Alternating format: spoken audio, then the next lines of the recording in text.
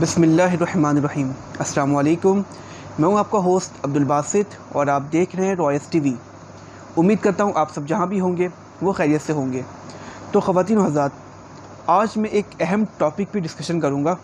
वो टॉपिक ये है कि क्या पाकिस्तान FATF के ग्रे लिस्ट से वाइट लिस्ट में जा सकता है, क्या जाने वाला है।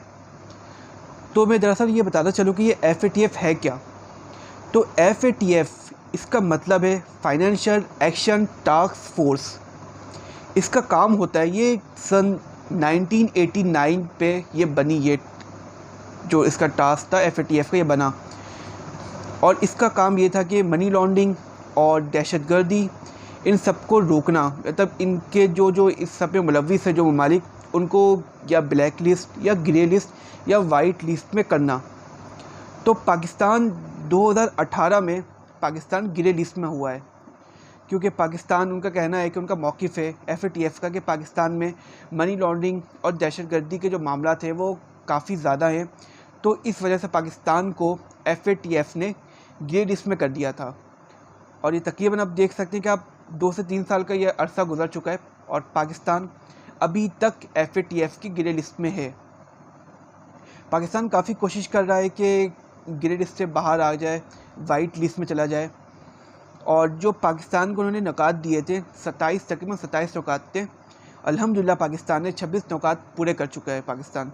तो अब पाकिस्तान को पूरी उम्मीद है, इंशाअल्लाह ये अब जो इजलास होने वाला है 21 जून को FATF का, इसमें पाकिस्तान इंशाअल्लाह पूरी उम्मीद की जा सकती है कि पाकिस्तान FATF के वाइट लिस्ट में आ जाएगा। अगर कोई मसला ना करें वो, तो इंशाअल्लाह पाकिस्तान FATF के वाइट लिस्ट में जा सकता है। तो ख़वातीन हज़रात, अगर ऐसा हो गया, पाकिस्तान वाइट लिस्ट में चला गया, तो काफ़ी बाहर की कंपनियाँ, जो कंपनी है बाहर की, वो पाकिस्तान पे इन्वेस्ट करेंगी पैसे, और कई जो रास्ते बंद हुए थे पाकिस्तान के वो खुल जाएंगे। कई इन्वेस्टमेंट पाकिस्तान में आएगी इंशाअल्लाह, अगर ऐसा हुआ तो। क्योंकि ग्रे लिस्ट की वजह से पाकिस्तान में कई इन्वेस्टमेंट जो है वो बंद है, कंपनीज़ यहाँ पैसे नहीं लगा रही है, पाबंदी है पाकिस्तान में एक तरह से समझा जाए। तो अगर पाकिस्तान इंशाल्लाह वाइट लिस्ट में आ जाए, तो मैं समझता हूँ कि पाकिस्तान काफ़ी जल्दी बिल्डअप करेगा, काफ़ी जल्दी डेवलप करेगा अपने आप को आने वाले दिनों पे।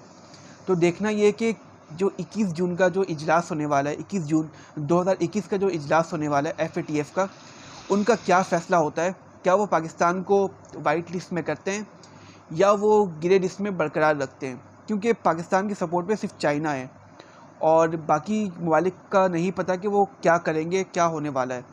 हमारी अल्लाह से दुआ यही है कि अल्लाह पाकिस्तान को FATF में वाइट लिस्ट में शामिल करवा दे, ताकि पाकिस्तान अपने आप को डेवलप कर सके और आगे तरक्की कर सके इंशाअल्लाह।